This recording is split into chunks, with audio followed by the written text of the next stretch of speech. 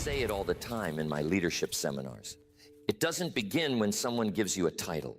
It begins the moment you decide to take responsibility for more than your own task list. The real difference between a worker and a leader isn't found in what they do. It's found in how they think. A worker says, "Tell me what to do." A leader asks, "What needs to be done?" That one shift changes everything. The worker is absorbed in the task. The leader is absorbed in the outcome. One aims to finish the job, the other aims to define the right job. I remember early in my career when I thought hard work alone would build a fortune. I worked long hours, did everything by the book, kept every promise. But one day it struck me. I was working hard in the system instead of working on the system. I was producing results, but not direction. It's a trap many fall into, mistaking motion for leadership. Leadership starts in thought. It's not about authority, it's about clarity. The question is not, how can I get everything done? But what must be done first, and why? The worker's focus is efficiency. The leader's focus is effectiveness. One polishes the ladder, the other makes sure it's leaning against the right wall. If you think like a worker, you become dependent on direction. You wait for assignments, for orders, for instructions. If you think like a leader, you generate direction. You set the tone, define the priorities, and carry the vision in your mind long before anyone else sees it on paper. That's where responsibility begins. Not for performance, but for purpose. A worker says, "I did my job." A leader asks, "Did my work move us closer to the goal?" That difference in mindset separates management from movement. See, anyone can work hard, but not everyone can think hard. Thinking requires space, reflection, courage to question. It means looking beyond the comfort of the familiar task and asking, what's the point of all this effort? When you start thinking like a leader, you begin to own the results, not just the routines. You stop blaming conditions and start shaping them. You stop waiting for opportunity and start building it. I tell people all the time, leadership is a choice you make long before it's a role you hold. You don't get promoted into leadership, you grow into it. The promotion only confirms what your thinking already proved. Workers measure their time. Leaders measure their impact. Workers aim to be busy. Leaders aim to be useful. It's a difference in perspective that turns ordinary performance into extraordinary achievement. Leadership begins the day you accept that the future is your responsibility. Not your company's, not your supervisor's, yours. Once that settles in your mind, your behavior begins to change automatically. You stop showing up just to do a job, you show up to make a difference. And that, my friends, is the foundation of all leadership. Before you can direct others, you must first direct your own thinking. Workers see their part. Leaders see the whole. That's the simplest way to describe the difference in vision. You see, when you think like a worker, your world shrinks to the space of your assignment. You focus on your shift, your report, your numbers. You judge your performance by what's right in front of you. But when you start to think like a leader, you lift your eyes. You begin to see how your part connects to every other part, how one decision here affects 10 results there. You start seeing the web instead of the thread. Perspective creates purpose. Without perspective, even good work can feel meaningless. That's why so many people lose enthusiasm. They're busy, but they can't see where their effort fits. It's like spending your life painting a fence without realizing it surrounds a garden. A leader understands context. Every action, every system, every conversation contributes to a larger picture. The leader sees the flow of things, not just the fragments. While the worker asks, "What's my job?" the leader asks, "How does my job serve the mission?" I once watched two bricklayers at work. When asked what they were doing, one said, "Laying bricks." The other said, "Building a cathedral." Same task, same tools, but different minds. One saw labor, the other saw legacy. That's what happens when you see the bigger picture. You attach meaning to the motion. And meaning changes performance. When people understand why something matters, they work with more care, more consistency, more pride. Leaders bring that awareness into everything they touch. They remind others of the reason behind the routine. The worker worries about finishing the task. The leader worries about fulfilling the purpose. That's why leaders think further ahead. They ask questions like, how does this connect? What are we really trying to achieve? Who benefits from this decision 5 years from now? Most people don't look up often enough to see where they're going. They're too busy looking down at the steps. Leadership demands that you keep both views in mind, the details under your feet and the horizon in front of you. You can't guide a team if you can't see beyond the day's checklist. That's why vision is the first requirement of leadership, not eyesight. Vision. The ability to see what others don't see yet. The ability to notice patterns, connections, timing, and opportunity. When you develop that, you start making better decisions. Not because you're smarter, but because you're seeing from a higher floor. Leaders climb the mental stairs. They don't stand on the ground of immediate circumstances. They climb to gain clarity. From up there, they can say to the team, here's where we're going. And it makes sense because they've seen it from a broader view. Workers often mistake activity for progress. They see the next step and take it, but they never ask if the staircase leads anywhere worth going. The leader steps back, studies the map, and chooses the path that aligns with purpose. It's not about doing more. It's about doing what matters most. And the only way to know what matters most is to see the bigger picture. So start asking bigger questions. What's the larger goal behind your daily work? How do your efforts affect others downstream? What's the long-term gain of what you're doing right now? That kind of thinking turns ordinary work into leadership practice. Because once you can see the whole, you'll never again be satisfied with just your part. Most people chase goals, few pursue growth. That's one of the sharpest divides between the worker's mindset and the leader's. Workers think in terms of completion, getting it done, checking it off, meeting the deadline. Leaders think in terms of capacity, becoming better, stronger, wiser through the doing. For the worker, the finish line is the goal. For the leader, the finish line is the beginning of the next race, but now with greater strength. Every project, every challenge, every problem carries two rewards. The first is what you get from it. The second is what you become from it. The worker focuses on the first. The leader values the second. I remember a man once saying that he hit every sales target his company gave him, yet year after year he stayed stuck in the same position. He didn't realize that goals alone don't promote you. Growth does. You can meet every target and still remain the same person you were when you started. Leadership requires a different question. Not, did I complete it, but did I grow through doing it? When you think like a worker, you build a resume.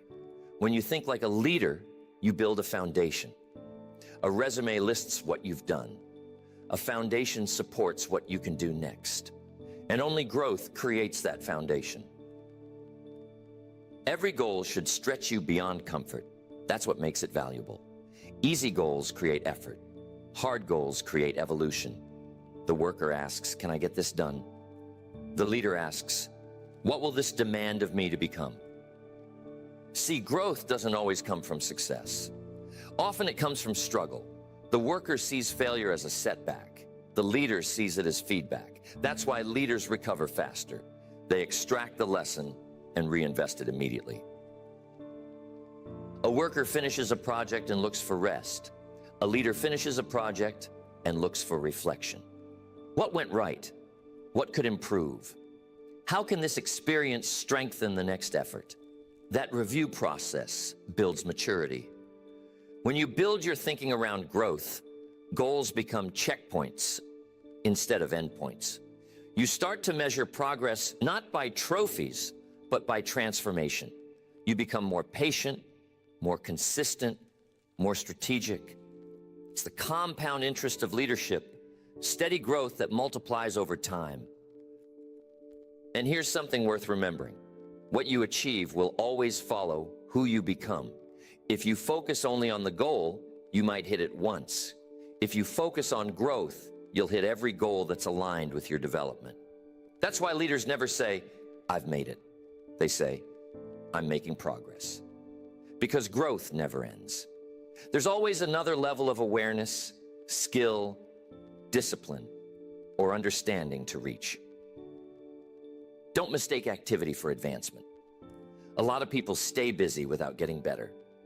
Leadership demands that you learn from every experience so that no effort is wasted. Every meeting teaches something. Every mistake teaches something. Every challenge shapes the next version of you. When you approach life with that attitude, you start to outgrow your circumstances. And when you outgrow your circumstances, opportunity starts looking for you. The worker chases completion, the leader chases capacity. And the greater your capacity, the greater your contribution. So keep this principle close. Success will rarely exceed the level of your personal growth.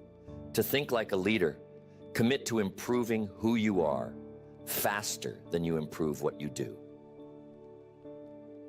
Because once growth becomes your goal, achievement becomes automatic. Real leadership isn't handed out with a title. It's earned through example. Authority might get compliance for a day, but influence earns commitment for a lifetime. A worker depends on instruction. Tell me what to do, and I'll do it. A leader depends on inspiration. Watch what I do, and you'll want to do it too. The first moves people by command. The second moves people by conviction. That's the difference between power and presence. When people follow a title, they do only what's required. When they follow a person, they often go beyond what's required. Influence multiplies effort without needing force. It creates willing energy instead of obedient energy. I've seen managers try to push productivity through pressure, but that never lasts. People eventually resist, even if silently. But when someone leads by example, steady, disciplined, trustworthy, others begin to mirror that standard naturally. Leadership at its best is contagious. Trust is the foundation of influence. Without trust, leadership collapses. You can't fake consistency. You can't pretend reliability. Over time, people always spot the difference between a performer and a person of principle. And once trust is gone, authority has to scream just to be heard. Workers depend on oversight. Leaders depend on self-governance. A leader's word means something because their actions prove it.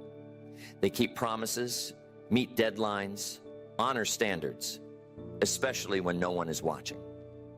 That quiet integrity builds invisible authority.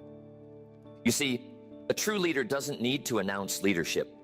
It shows in how they carry themselves, how they treat people, how they respond under stress. People can sense steadiness. They can feel discipline. They can recognize a life built on order instead of impulse. That's influence. Leadership begins with credibility, grows with consistency, and endures through character. Titles can be assigned overnight. Influence must be built day by day. The worker often asks, "Who's in charge?" The leader asks, how can I help move this forward? When that mindset takes hold, people naturally start looking to that person for guidance, even without official authority. Influence begins to flow toward those who act responsibly and think clearly. Influence also comes from service. The more value you bring, the more weight your words carry. The one who adds the most value to others gains the most respect. Leadership is not about controlling people. It's about contributing to them. And don't overlook this.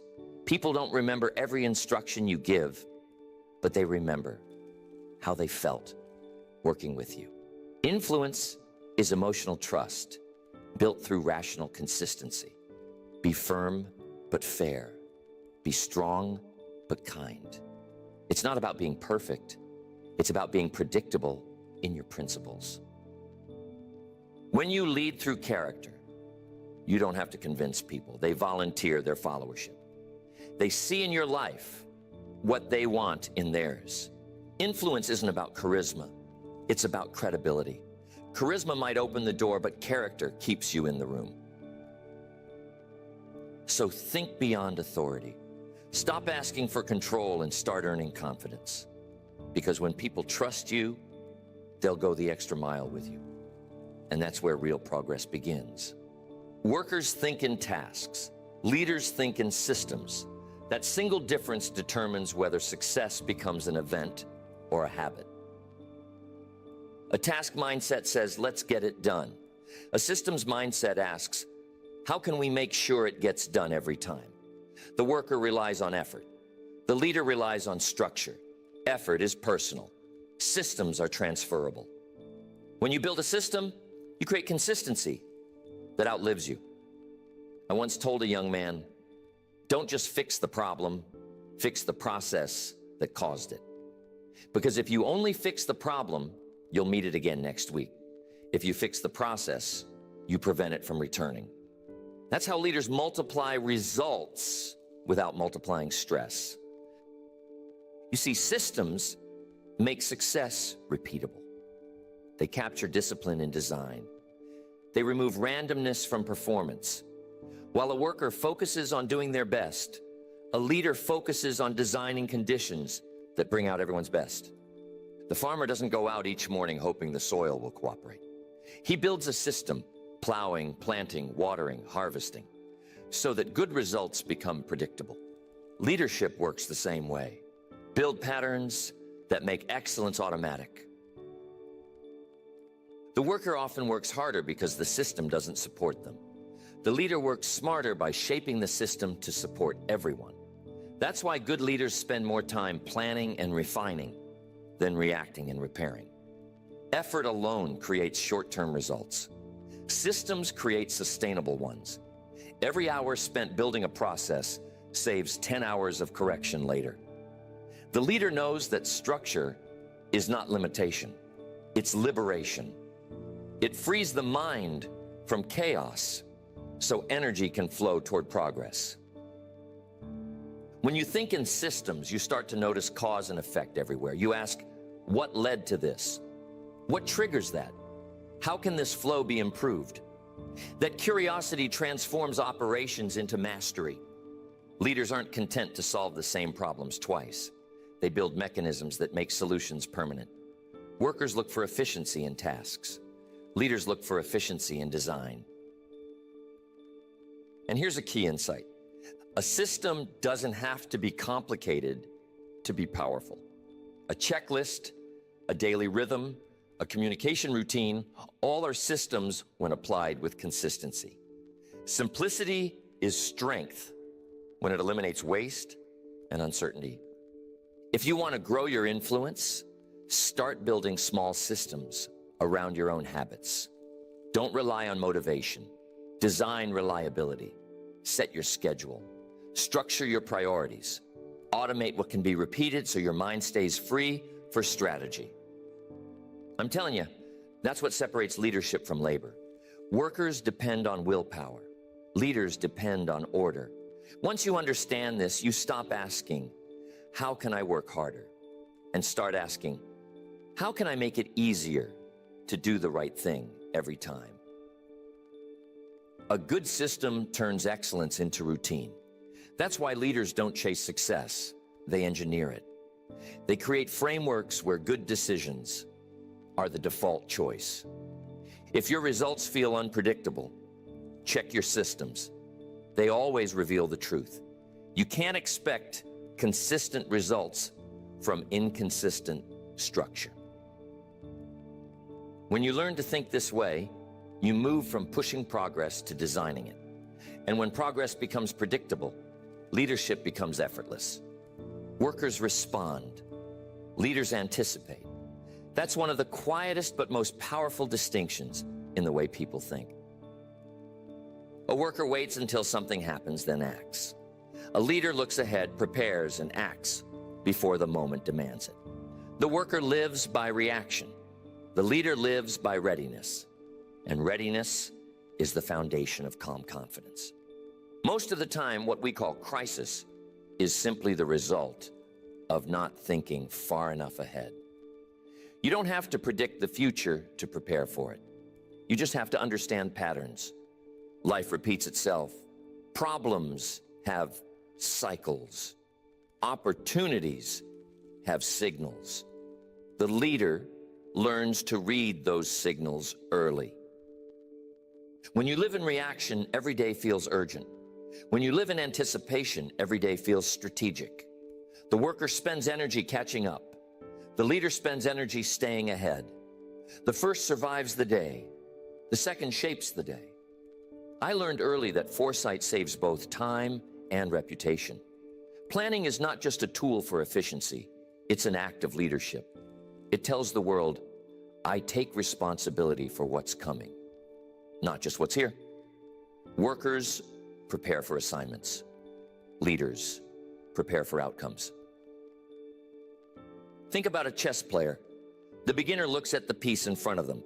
The master looks 5 moves ahead. Leadership is mental chess, thinking beyond the immediate move, anticipating consequences, and positioning wisely. You can see this difference in every field. The worker focuses on the next task. The leader studies the trend. The worker handles symptoms. The leader studies causes. One stays busy, the other stays prepared. Anticipation doesn't mean paranoia.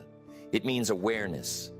The leader stays alert without being anxious. They train the mind to look for clues, shifts in momentum, changes in tone, new opportunities emerging.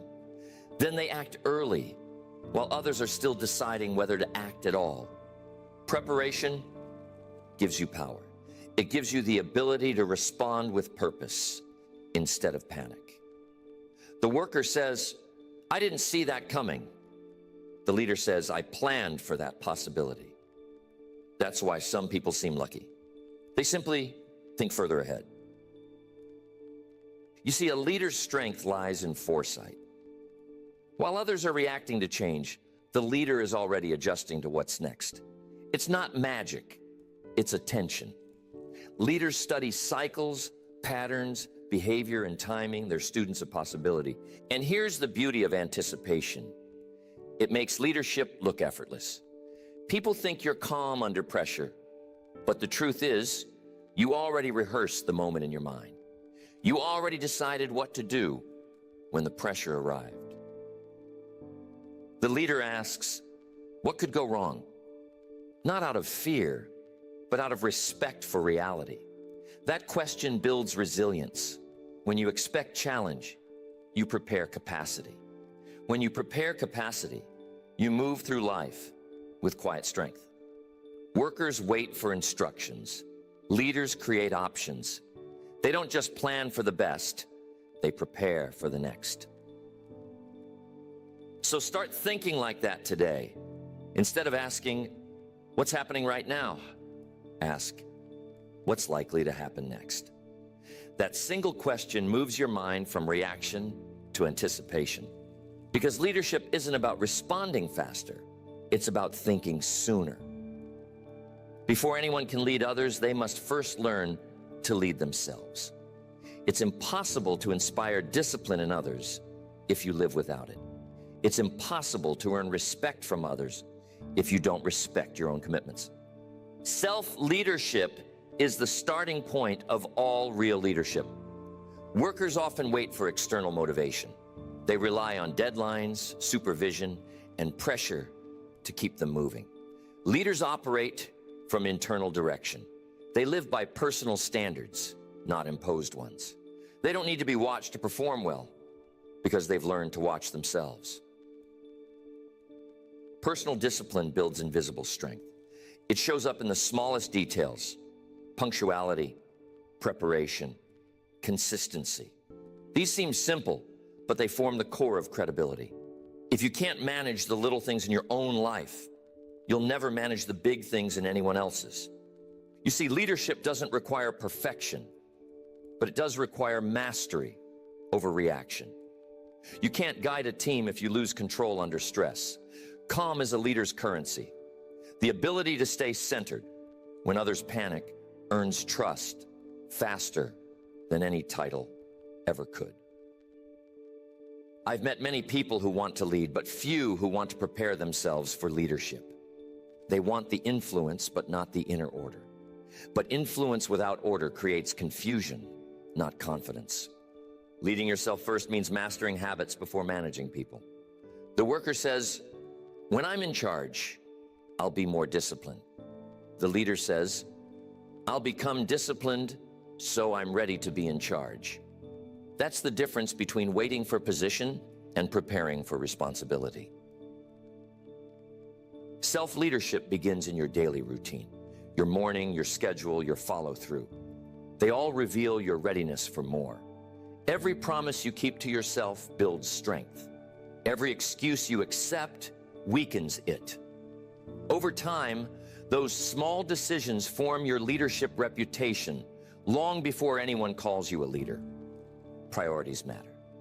Workers often let urgency dictate their actions. Leaders organize by importance. They know what deserves attention and what can wait. They understand that focus is a form of respect for themselves and for their purpose. A leader's first job is clarity. What do you stand for? What do you expect of yourself? If those answers aren't clear, others will never know how to follow you. People don't follow confusion, they follow conviction. When you manage yourself well, you set a silent example. Others begin to adjust their behavior just by observing yours. That's how influence begins, without announcement, without effort. It starts with self-mastery. And remember, leadership isn't about being above anyone. It's about being ahead, in discipline, in composure, in example. It's not authority that earns followers, it's integrity. If you want to rise from worker to leader, start by leading the hardest person you'll ever have to manage, yourself. You don't need a promotion to begin. You need a decision to take ownership of your habits, your time, and your attitude. Once that decision is made, leadership starts to grow naturally. Because the truth is simple. No one will believe in your direction until they can believe in your discipline. There comes a moment when every serious person faces the choice to keep thinking like a worker or begin thinking like a leader. That moment is the shift. It doesn't always happen loud or dramatic. Sometimes it happens quietly in the middle of an ordinary day, when you finally realize that doing more isn't the same as becoming more. The worker's life is measured by motion. The leader's life is measured by direction. The worker says, "I'm busy." The leader says, "I'm building." One fills time, the other fulfills purpose. Leadership isn't about escaping labor. It's about elevating it. It's about trading repetition for refinement. The worker asks, "How can I get this done?" The leader asks, "How can this be done better, smarter, faster, stronger, or by someone else more capable than me?" That's not laziness, that's leverage. You see, when your thinking shifts, your results begin to multiply. Because now you're not working just for output. You're working for impact. You stop measuring effort by hours and start measuring progress by outcomes. You realize that the goal of leadership isn't to do it all, but to make sure it all gets done well. This shift also changes how you see responsibility. Workers look for instructions. Leaders create them. Workers manage their own piece. Leaders manage the picture. And over time, those who manage the picture start painting new ones. Leadership thinking moves you from reaction to creation. You no longer wait for circumstances. You design them. You stop letting conditions dictate your effort. You decide the terms of engagement, the structure of priorities, the rhythm of growth. That's the power of perspective. You begin to understand that leadership is not a title to reach, but a temperament to cultivate. It's a mindset that says, if I can think better, I can live better. If I can plan better, I can serve better. If I can become more, I can give more. And once you think that way, the ordinary becomes meaningful again. Tasks become lessons. Challenges become teachers. Effort becomes investment. The same work, but a different world inside your head. That's the shift. From labor to leverage, from activity to achievement, from execution to evolution. The worker says, someone should fix this. The leader says, I'll start improving it. The worker asks, who will guide me? The leader asks, how can I guide myself? The worker says, I'll do my part. The leader says, I'll help others do theirs. That's the transformation, from dependence to direction. And make no mistake, this shift doesn't happen overnight. It takes reflection, humility, and practice. You'll still have days where you think, like a worker, focused on what's urgent. But the more you train your mind toward vision, growth, and influence, the more often you'll operate from leadership instinct instead of worker reaction. Eventually, your entire approach changes. You stop chasing approval and start building results. You stop counting hours and start counting impact. You stop asking, what do I get? And start asking, what do I become? You see, that's when leadership becomes a lifestyle. Not an act you perform, but a way you think. Every day, in every situation. And if you remember nothing else, remember this. Leaders are not born, they're built. Built by thought, by choice, by habit. Built by trading motion for meaning and reaction for responsibility. Because when your thinking rises, everything else eventually follows.